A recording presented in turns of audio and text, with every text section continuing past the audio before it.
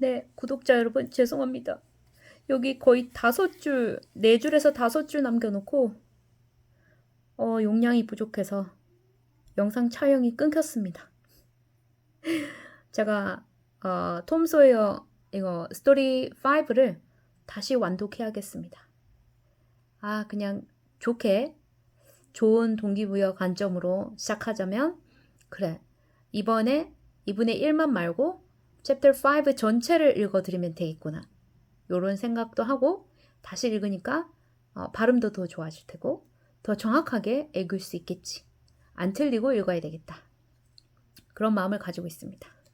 그리고 조금 더 빨리 읽어서 여러분들이 이 영상만 또 계속 눌러봐도 되게끔 해야겠구나. 그리고 이제 그 앞 영상이 그냥 끊어지는 바람에 설명은 못 드렸는데 그 밑에 설명을 클릭하시면 영국 원어민이 이 리딩을 하는 채널에 제가 연결해 뒀거든요. 그래서 5번에서 한 10번 정도 들으시면 이 내용이 생생하게 기억에 나실 거고 영어 듣기 공부도 되고 또 독서한 내용이 이 단어들과 매칭이 되면서 문장들과 매칭이 되면서 아마 머리에 쏙쏙 장기 기억화 될 겁니다.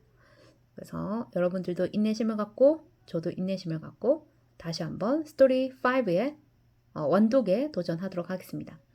새로 오신 분들은 무슨 말인지 못 알아들으실 수도 있는데 지금 톰 소여의 모험에 대한 영어 독서를 하고 있습니다. 그래서 5번째 이야기의 2분의 2 마지막이었는데 제가 전 영상에서 끝까지 마무리를 못하고 끊어지는 바람에 다시 영상을 촬영하는 거거든요.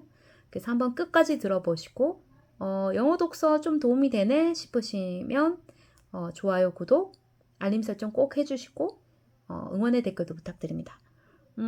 이번 영상은 그냥 영어로만 읽어드리거든요. 혹시 내용이 궁금하시다면 앞 영상, 그 앞 영상을 다 보시길 바랍니다.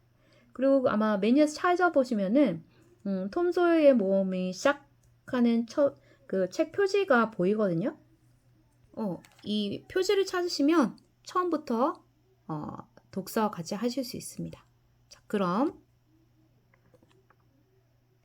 영독 시작하고요. 너무 빨리 말고 그냥 적당한 속도로 읽겠습니다. Story 5 In the Cave. The next Saturday was Becky Ditcher's birthday, and all Becky's friends were very excited. It's going to be a wonderful day, Becky told Tom. We are going to have a picnic by the river, and after that, we can visit McDougall's cave.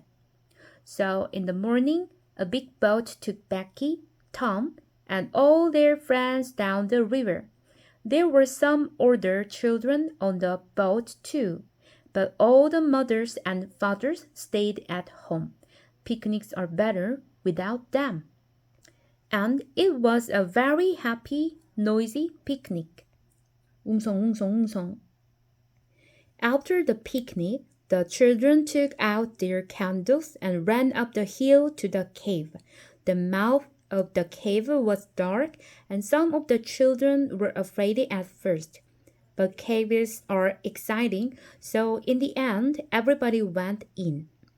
McDougall's cave was very, very big with hundreds of tunnels and rooms. The tunnels went up, down, and into the hill for miles. You could walk for days in McDougall's cave.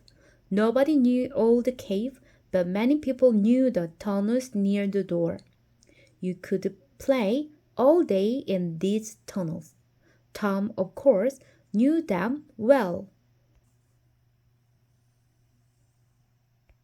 For hours, the children walked and ran through the cave, up and down the tunnels, in and out of the rooms. In the evening, they came out and walked down the hill to the boat, tired but happy. When the boat arrived back in St. Petersburg, it was dark. Huck Finn saw the boat, but he did not know about the picnic. He did not go to birthday picnics. Of course, because the mothers of St. Petersburg did not like him.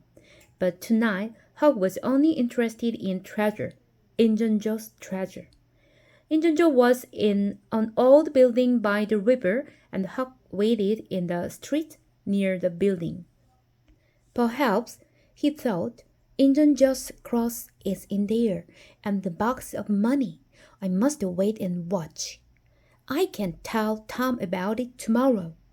But Injun Joe didn't come out. At midnight it began to rain, and Hug waited all night in the cold street. In the morning he could not move, and he could not speak. He felt cold, then hot, then cold, then hot again. Mrs. Douglas, a woman from the church, found him in the street. She took him to her home and put him to bed. And there he stayed for 2 weeks. He was very ill, and so he did not hear about Tom and Becky. But on Sunday morning, all St. Petersburg knew about Tom and Becky, because they were not on the boat when it came back to the village. Where were they? Were they lost in the cave?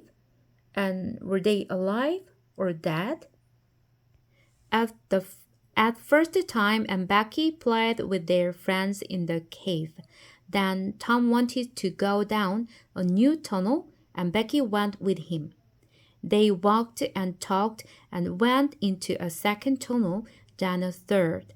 Sometimes Tom put a mark with candle smoke on the tunnel where he wanted to find the mouth of the cave again. Then they came out of the tunnels into a big room.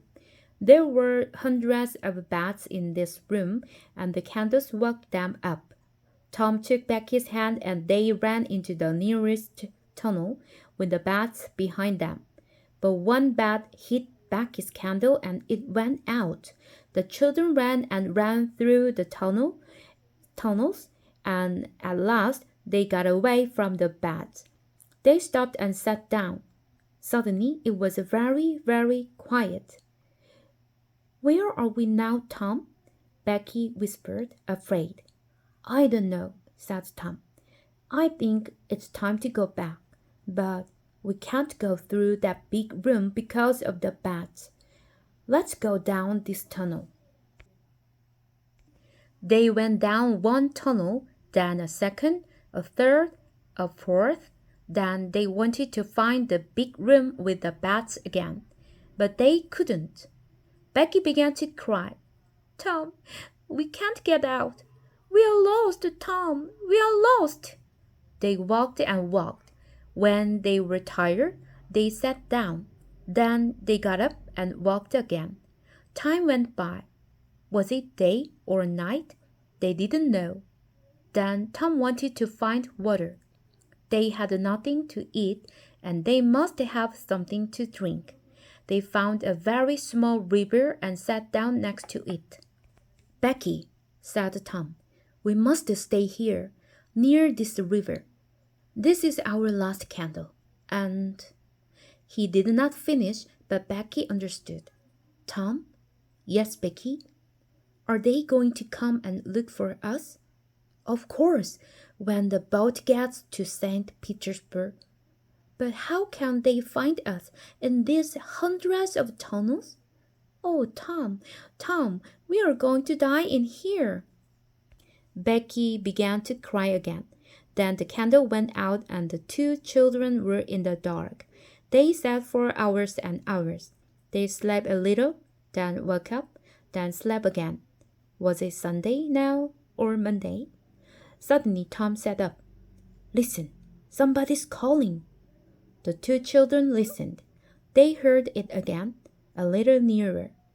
They called back. Then they began to walk down the tunnel in the dark with their hands on the wheel. They stopped and listened again, but now they couldn't hear anything. Slowly they went back to their river. They slept again and woke up very, very hungry. Perhaps it's Tuesday now, Tom thought. What can I do? I must do something. Then he had an idea. Becky, listen. I've got a long string in my pocket. I can go down some of the small tunnels and get back to you with the string.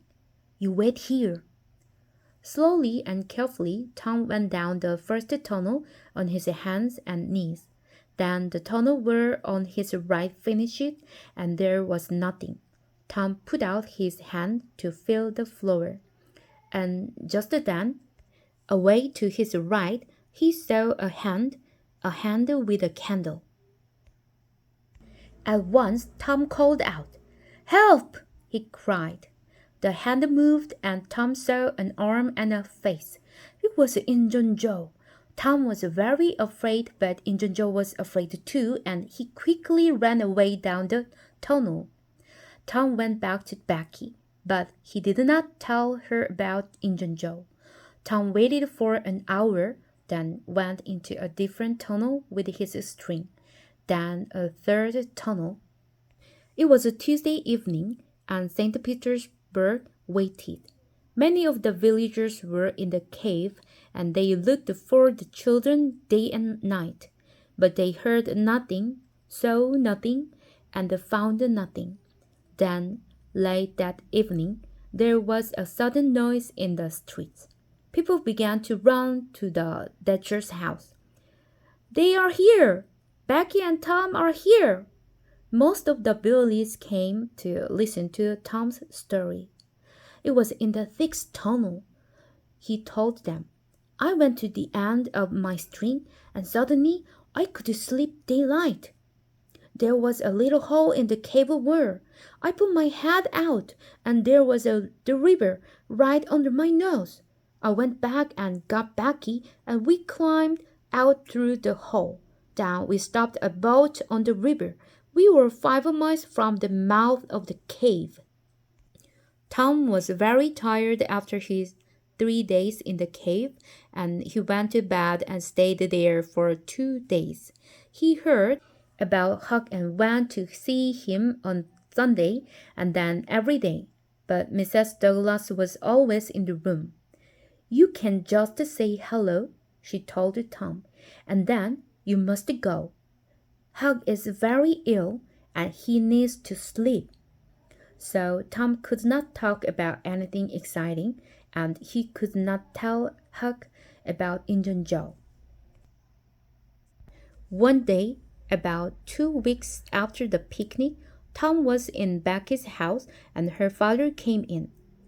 "Well, Tom," Mr. Thatcher said, "would you like to go back to the cave again one day?" "I'm not afraid of that cave," said Tom. Mr. Thatcher laughed. "There are a lot of people like you, Tom, but nobody's going into the cave again. There are big doors across the cave mouth now, and nobody can open them." Tom's face went white. "But, Mr. Thatcher, Injun Joe's in that cave." An hour later, 50 men were at the cave, and they opened the doors. Injun Joe was on the ground, dead, his face to the door, and his knife in his hand. 네, 잘 들으셨나요? 잘 보시고 들으셨나요?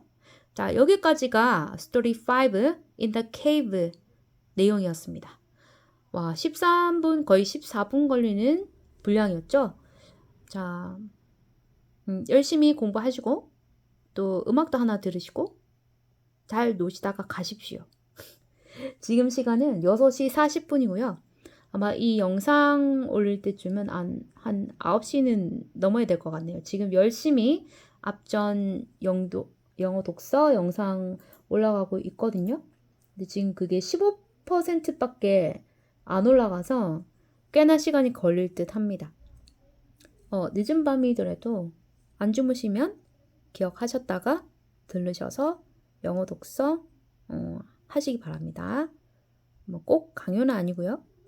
언제나 그렇듯이 필요하실 때마다 무료하실 때 들러주셔서 나름의 편안한 안식을 찾고 가시기 바랍니다. 저녁 식사 맛있게 하시고요. 어제 비가 와서 제가 비 오는 어제 되게 밤에 늦게 이제 집으로 돌아왔는데 어디 가서 가을 구경하고, 근데 비도 오고 가로등 같은데 물방울 맺히니까 너무 좋더라고요. 그래서 아침에 눈을 떠도 바람 소리도 나고 또 그런 생각이 나서 잼을 하나 만들었거든요. 그래서 그 영상, 그 최근 영상에 그 음악 올라와 있으면 그거 누르시면 됩니다. 그래서 그거 보시고 들으시고요. 월요일 오늘 한 주가 다시 시작되었는데 마무리 잘 하시고 내일 화요일부터도 또 좋은 한 주 연이어 가시기 바랍니다. 그럼 저희는 굿바이 할게요. 굿나잇.